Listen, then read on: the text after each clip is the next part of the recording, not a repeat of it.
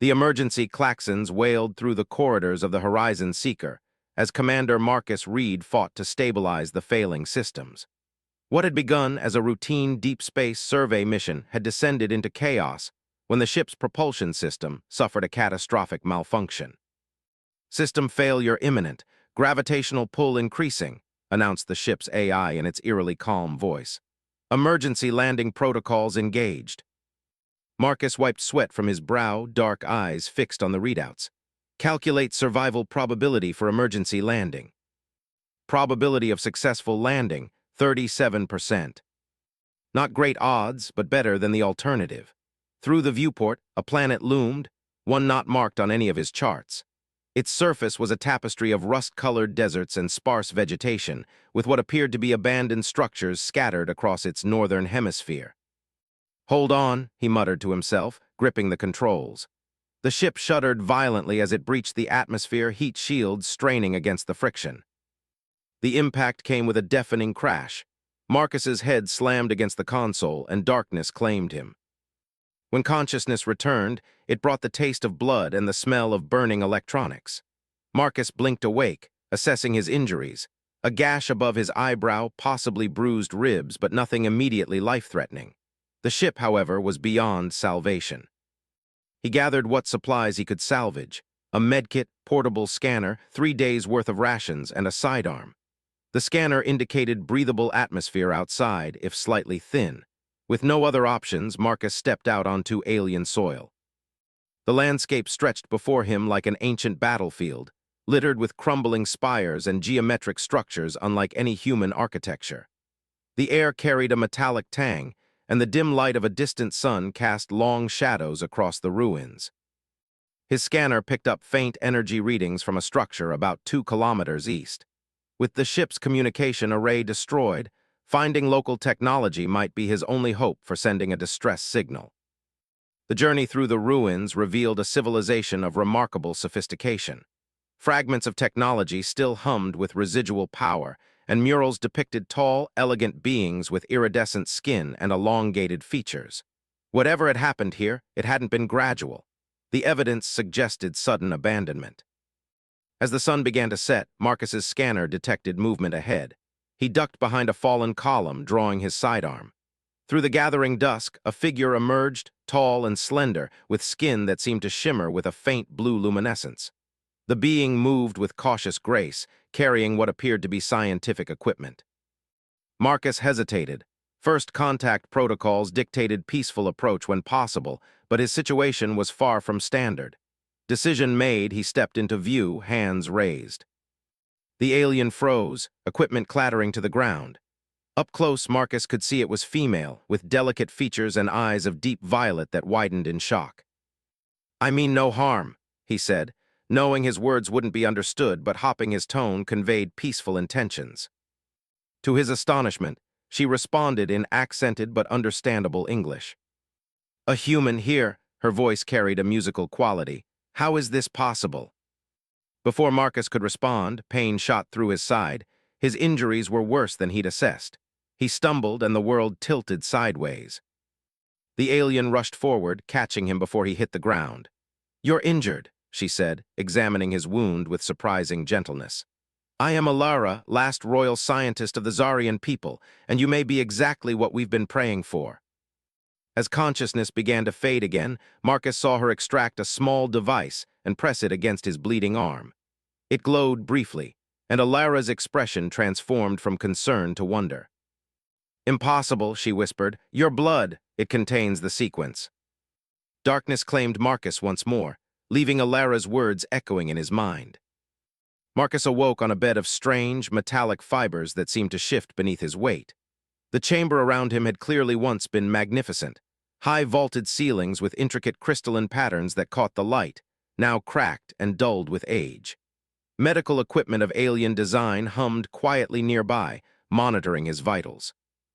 "The fever has passed," came Alara's voice from the doorway. She approached, her movements precise and efficient. "Your physiology is remarkably resilient." Marcus sat up slowly, knotting the bandages wrapping his torso. The pain had subsided to a dull ache. "You said something about my blood before I passed out." Alara's luminescent skin dimmed slightly, what Marcus was beginning to recognize as an expression of solemnity. Yes, perhaps it's best if I show you. She led him through corridors of faded grandeur, past chambers where a handful of Zarians worked with desperate focus among medical equipment. Each glanced up as Marcus passed, their violet eyes widening with a mixture of hope and apprehension. "How many of you are left?" Marcus asked, taking in their gaunt appearances. 87, Alara replied, her voice tight, "down from millions just 2 decades ago." They entered a laboratory where holographic displays showed cellular structures in constant flux. At the center stood a containment unit housing a sample of dark red liquid, his blood. "The cascade began as a bioweapon developed by the Krell," Alara explained, activating a display that showed a horrific progression of cellular destruction. "They meant to weaken us before invasion, but it mutated beyond their control, becoming more virulent than intended. We've tried every possible cure." She gestured to his blood sample. "Your human DNA contains a unique enzyme complex that neutralizes the cascade pathogen. It's not present in any other species we've encountered." Hope flickered in her eyes. "One human, you could save our entire species." "A transfusion?" Marcus asked. Alara's expression darkened. "If only it were that simple. The cure requires genetic integration. Your DNA must be spliced with Zarian genetics to create a biological catalyst. Once administered, it would permanently alter the recipient's genome." "And what would happen to me?" Her gaze dropped. "The process. It's bidirectional. Your DNA would merge with ours. You would retain your human memories, your consciousness, but physically," she faltered, "you would no longer be entirely human." Marcus stepped back, the implications crashing over him. "You're asking me to give up my humanity." "I know it's an impossible request," Alara said, her voice barely above a whisper. "I wouldn't ask if there were any other way." A young Zarian female entered the lab carrying data crystals. Unlike the others, her movements were stiff, her breathing labored, advanced stages of the disease. "Alara," she called weakly, "the eastern sector has reported 12 new cases." Alara took the crystals, placing a gentle hand on the young female's shoulder. "Rest, Nira. You've done enough today." After Nira departed, Alara turned back to Marcus. "That was my sister's daughter. She has perhaps 3 days left." The weight of 87 lives pressed down on Marcus's shoulders. He had sworn an oath to explore, to learn, to protect, but this price seemed beyond measure. "I need time to think," he said finally. "Of course," Alara nodded, "but time is the one thing we lack most." That evening, Marcus wandered the ruins surrounding the Zarian sanctuary. Their civilization had clearly been technologically advanced, artistically sophisticated, and deeply connected to the sciences. Holographic archives showed bustling cities, space vessels of elegant design, and cultural celebrations spanning centuries. All of it reduced to dust and desperate survivors. "We were explorers too," came Alara's voice behind him.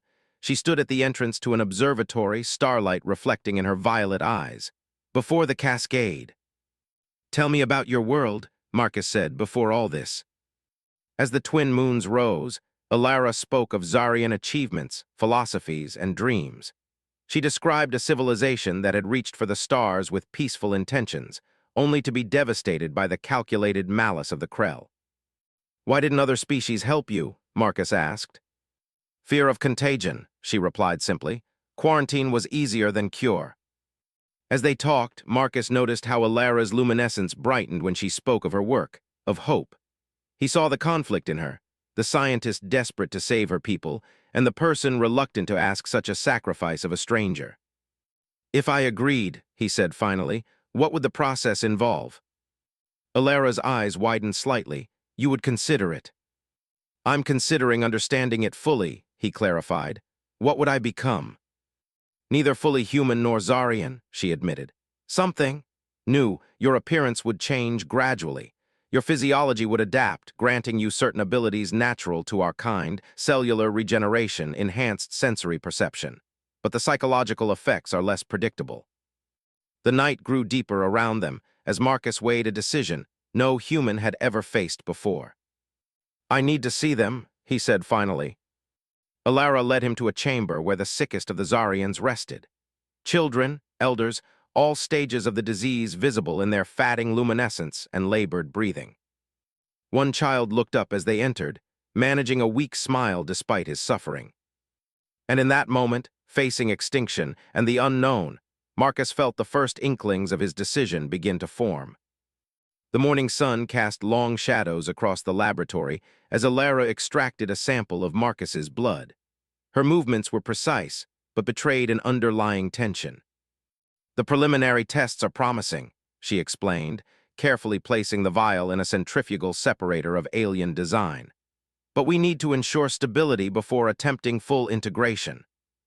Marcus watched the crimson liquid swirl.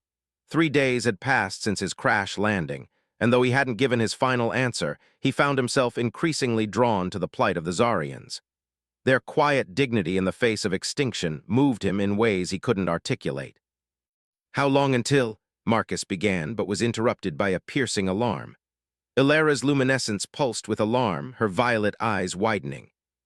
"Perimeter breach," she hissed, securing the blood samples in a locked container. "Someone has entered the northern quadrant." The laboratory door slid open as a tall male Zarian rushed in, his normally graceful movements hurried and sharp. "Ilara, 3 Krell scouts have penetrated our security grid. They're searching methodically, not a random patrol." "They know," Ilara whispered, her gaze meeting Marcus's. "Somehow they know you're here." The male Zarian, Talon, head of what remained of their security forces, gestured toward the rear exit. "We must move the human to the inner sanctum." "I have a name," Marcus said, standing, "and I want to help defend this place." Talon assessed him with cool efficiency. "Admirable, Commander Reed, but tactically unsound. You are now the most valuable resource on this planet." A distant explosion shook dust from the ceiling. Marcus grabbed his sidearm from where it rested on a nearby workstation. "At least tell me what we're facing." As they hurried through hidden corridors beneath the ruined city, Ilara explained. "The Krell are highly militaristic, with exoskeletons and advanced weaponry. They engineered the cascade as a precursor to invasion, intending to claim our technology and resources once we were weakened." "But the plague spread too quickly," Talon added grimly. "Left nothing worth harvesting. We thought they had abandoned their plans years ago." They emerged into a vast underground chamber that appeared to be a former transit hub, now repurposed as a refuge. The remaining Zarians moved about with purpose, gathering supplies and defensive equipment. "If they're back," Marcus concluded, "it's because they know about me, about the cure potential." Ilara nodded solemnly. "Your blood would be invaluable to them, not to save lives, but to develop new bioweapons. The Krell expansion has been halted by several resistant species. Your unique genetic structure could help them overcome those resistances." Another explosion closer this time. Talon's communication device chimed. "Eastern barrier compromised. They're deploying seeker drones." "We need to move." Ilara grabbed a case containing essential research materials. "The old hydroponic chambers might shield us from their biodetection equipment." As they fled deeper into the underground complex, Marcus felt a strange sensation ripple through his body. A momentary wave of dizziness followed by heightened awareness. Colors seemed suddenly more vivid, sounds clearer. "Commander," Ilara noticed his faltering step. "Are you all right?" "Something's happening to me," he managed, examining his hand where a cut from the crash had been healing, now completely gone, not even a scar remaining. "How is this possible? I never agreed to the procedure." Ilara's expression shifted to one of scientific fascination, tinged with concern. "The enzyme interaction might be beginning naturally. Your exposure to our environment, perhaps even microparticles in our atmosphere, could be catalyzing a reaction." "Is that possible?" Talon asked sharply. "Theoretically, yes. Human systems are adaptable, more so than we initially calculated." She studied Marcus intently. "Are you experiencing any pain?" "No," Marcus replied, surprised. "The opposite, I feel, enhanced somehow." Their conversation was cut short as the corridor behind them erupted in weapons fire. 3 Krell scouts had found them, insectoid beings with segmented armor and multifaceted eyes that gleamed with cold intelligence. "Run," Talon shouted, drawing a crystalline weapon that fired pulses of energy. He took position at the junction, providing cover. Marcus raised his own sidearm, but Ilara pulled him forward. "We cannot risk you." As they fled, Marcus experienced another wave of strange sensations, his vision shifting momentarily to perceive heat signatures, his reflexes responding faster than should be possible. He could somehow sense the layout of corridors ahead without seeing them. They reached a massive circular chamber filled with abandoned hydroponic equipment. Ancient growth systems still hummed with minimal power, sustaining a few hardy plants that had evolved to survive the harsh conditions. "We'll be trapped here," Marcus observed, surveying the single entrance. "Not necessarily." Alara pressed her palm against a seemingly ordinary wall section. A hidden door slid open, revealing a maintenance shaft. "The old ventilation system, it leads to the surface several kilometers from here." Before they could enter, Talon stumbled into the chamber, clutching a wound in his side that leaked luminescent fluid. "They're coming," he gasped. "At least 6 now, with collection equipment." Alara moved to help him, but 3 Krell burst through the doorway, weapons raised. "Surrender the human specimen," the lead Krell demanded, voice clicking through a translation device. "Commander Reed's genetic material is now property of the Krell Dominion." Marcus stepped forward, placing himself between the Krell and his injured companions. As he did, the strange sensations intensified, and for the first time he felt the cellular changes beginning within him, accelerating with each heartbeat. Whatever he was becoming, it was happening now. The Krell commander leveled his weapon at Marcus's chest, compound eyes glittering with cold calculation. "Last opportunity, human. Surrender voluntarily and we guarantee your survival." Marcus stood his ground, acutely aware of the changes surging through his body. His skin tingled with an unfamiliar energy, and his vision alternated between normal sight and something else entirely, a perception of bioelectric fields emanating from every living thing in the chamber. "And if I refuse?" Marcus asked, buying time as he sensed Alara moving behind him. "Then we take what we need," the Krell replied. "Your consciousness is not required for our purposes." The decision that had been forming in Marcus's mind crystallized in that moment. With a subtle nod to Alara, he closed his eyes and whispered, "Do it now." In one fluid motion, Alara plunged a prepared syringe into Marcus's neck. The catalyst, a concentrated mixture of Zarian genetic material designed to accelerate the integration process, entered his bloodstream. Pain erupted through every cell in his body. Marcus collapsed to his knees, gasping as the transformation accelerated beyond the gradual process that had begun naturally. His skin began to shimmer with faint luminescence, and the structure of his facial bones shifted beneath the surface. The Krell commander fired, but Talon lunged forward despite his wounds, absorbing the blast meant for Marcus. The distraction gave Alara just enough time to activate emergency protocols from a hidden panel. Transparent barriers dropped from the ceiling, temporarily separating them from their attackers. "It won't hold them long," she warned, helping the convulsing Marcus toward the maintenance shaft. "The transformation wasn't meant to happen this quickly. Your system is in shock." Marcus could barely speak through the pain. Each heartbeat sent waves of fire through his veins as human and Zarian DNA fought for dominance, then began the delicate process of integration. "Talon is gone," Alara said softly, grief evident in her dimmed luminescence. "His sacrifice won't be wasted." They crawled through the narrow shaft as Marcus's transformation intensified. His vision blurred, then sharpened to preternatural clarity. He could sense the electromagnetic pulses of the ancient systems surrounding them, could feel the vibrations of Krell pursuers breaching the barriers behind. "My skin," he gasped, watching as patches began to develop the iridescent quality characteristic of Zarians. "The external changes are just beginning," Alara explained as they emerged into a different section of the underground complex. "The neural adaptations will follow. You may experience disorientation as your brain reconciles human thought patterns with Zarian sensory input." As if summoned by her words, Marcus's consciousness fractured. Memories, not his own, flashed before his eyes.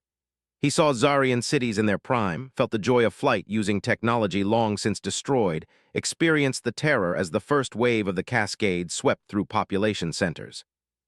"I can see your world," he whispered, "as it was." Alara's expression was a mixture of scientific fascination and deep concern. "Genetic memory transfer. We theorized it might happen, but had no way to be certain." They reached a small medical chamber that had been prepared as a fallback position. Ilara sealed the entrance and activated equipment designed to stabilize his condition. Marcus convulsed again as his internal organs began to realign, adapting to accommodate new biochemical processes. "Am I dying?" he asked between spasms. "No," Ilara assured him, administering a stabilizing compound. "But the Marcus Reed who crashed on this planet will cease to exist in his original form. What emerges will be something unprecedented."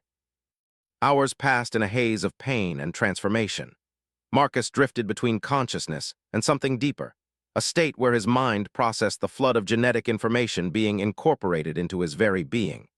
He witnessed centuries of Zarian history, felt connections to individuals long dead, and gradually began to understand their technology at an intuitive level. Throughout it all, Ilara remained at his side, monitoring his vital signs and making adjustments to the process. Her scientific detachment occasionally slipped, revealing deeper emotions as she whispered encouragements and apologies in equal measure. During a moment of lucidity, Marcus caught her hand. "You've done this before, haven't you? Attempted the integration with other species." Ilara's luminescence dimmed with shame. "Yes, 3 attempts with willing volunteers from other worlds. None survived the process." "Why am I different?" "Human adaptability," she explained. "Your species evolved to overcome extreme environmental changes.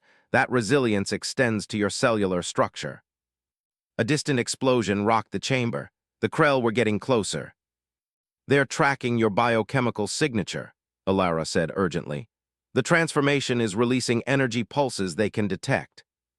Marcus sat up, surprising himself with newfound strength. His body no longer felt alien, rather, it seemed more complete somehow, as if he'd been operating with limited capacity his entire life. "What percentage of the transformation is complete?" he asked, his voice carrying a slight harmonics that hadn't been present before. "Approximately 60%, Ilara replied, studying the readouts. "But your neural integration is happening faster than anticipated. You're adapting." Another explosion, closer this time. Marcus stood, testing his new physicality. His movements were more fluid, more precise. He could sense the structural integrity of the walls around them, could identify weaknesses and potential escape routes. "We need to finish the procedure," he said with unexpected authority. "Not just for me, but for everyone. If we synthesize the cure now, you can begin distributing it immediately." "The final phase is the most dangerous," Ilara warned. "And we've never managed to extract the catalyst successfully once integration has begun." Marcus looked down at his transformed hands, still recognizably human in shape, but now bearing the faint luminescence of Zarian physiology. "Then we'll be the first to succeed." As Ilara prepared the final catalyst components, Marcus felt his consciousness expanding further. The dissonance between his human identity and Zarian genetic memory was resolving into something harmonious, neither one nor the other, but a synthesis that preserved the essence of both. "The Krell have breached the outer chamber," he announced, sensing their approach without needing to see or hear them. "We have minutes at most." Ilara worked with desperate speed, completing the formula that would extract the now-integrated genetic material from Marcus's system and transform it into a cure. "Ready," she finally announced, raising a device that would complete the extraction. "But Marcus, you should know, this will solidify your transformation. There's no going back." The door to their sanctuary began to glow red as Krell cutting tools worked to breach it. "I made my choice when I stepped between you and that first Krell commander," Marcus replied. "Do it." As the extraction device activated and the final phase of his transformation began, Marcus Reed fully embraced what he was becoming, something that had never existed before in the universe. The Krell breached the chamber door in an explosion of superheated metal and crystalline fragments. Through the smoke, their commander stepped forward, weapon raised, only to freeze at the sight before him. Marcus stood at the center of the room, his transformation complete. His skin now shimmered with the characteristic luminescence of the Zarians, but retained human pigmentation in a mesmerizing pattern. His eyes, once dark brown, now held hints of violet that seemed to pulse with inner light. Most striking was the calm authority in his stance, a perfect fusion of human determination and Zarian grace. "You're too late," Marcus said, his voice carrying harmonics that resonated through the chamber. "The cure has been synthesized." Behind him, Alara worked feverishly, loading the extracted genetic catalyst into distribution devices. Each one contained enough of the cure to treat a dozen Zarians. The Krell commander chittered a command, and his soldiers raised their weapons. "The extinction of the Zarians is inevitable. Your interference has merely prolonged their suffering." "That's where you're wrong," Marcus replied. With startling speed, he moved to a control panel and placed his hand on its surface. The ancient Zarian technology, dormant for years, responded instantly to his touch. Through his new connection to the systems, Marcus activated defenses that had been inaccessible to the surviving Zarians. Force fields shimmered into existence, slicing through the chamber and separating the Krell forces. Automated security drones, reactivated after decades of dormancy, descended from ceiling compartments. "Impossible," the Krell commander hissed. "These systems require royal genetic authentication." Alara looked up from her work, eyes wide with realization. "The transformation. It must have incorporated genetic markers from our historical archives, markers of the royal bloodline." Marcus didn't fully understand what had happened, but he could feel the connection, a direct neural interface with the ancient systems that recognized him as authorized. Knowledge flooded his consciousness. Security protocols, defense grids, communication arrays that had been silent for generations. "Fall back," the Krell commander ordered as the drones encircled his separated forces. "Priority Alpha, retreat and regroup." As the Krell fled, Marcus turned to Alara. "How much time did we just buy?" "Hours at most," she replied, gathering the distribution devices. "They'll return with reinforcements, but it might be enough time to administer the first treatments and evacuate to secondary locations." Together, they made their way to the main sanctuary where the remaining Zarians had gathered. At their appearance, a hush fell over the crowd. Their gazes fixed on Marcus, this being who was neither human nor Zarian, yet somehow both. "Is that truly the human?" one elder asked, stepping forward. "My name is Marcus Reed," he answered, the harmonics in his voice now a natural part of his speech. "I was human, now I am something else, something new." Alara presented the distribution devices to the medical team. "The cure is ready. Begin with the most critically ill." As the treatments began, Marcus experienced a profound moment of clarity. The memories of both his human life and the genetic memories of Zarian civilization existed in perfect balance within him. He understood now what he had truly sacrificed and what he had gained. Nira, Alara's niece, was among the first to receive treatment. Within minutes, her luminescence brightened and the labored quality of her breathing eased. Throughout the sanctuary, similar transformations occurred as the cure took effect. "It's working," Alara whispered, tears of luminescent fluid trailing down her cheeks. "You've saved them." Marcus placed a hand on her shoulder. "We've saved them, but our work isn't finished." Using his newfound connection to Zarian technology, Marcus activated long-dormant communication systems. "There's an emergency beacon encoded in these systems, designed to reach allied worlds. If we can broadcast our situation and the existence of a cure, we might receive assistance against the Krell." Alara's expression brightened with hope. The quarantine protocols might be lifted if they know the cascade is contained. As Marcus worked to configure the beacon, he felt another presence in his mind, a collective consciousness formed by the genetic memories he now carried. "There's something else," he said slowly. "The archives contain coordinates for a secondary colony ship that launched before the cascade reached critical levels, if they survived." "They could be out there," Alara finished, her voice trembling. "1,000 Zarians, perhaps more." The sanctuary vibrated with renewed hope as the news spread. Plans for evacuation evolved into preparations for rebuilding.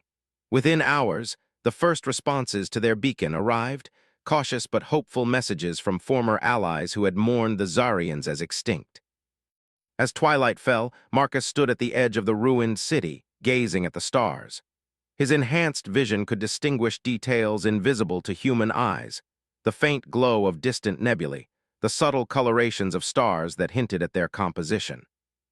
Alara joined him, her presence a welcome comfort.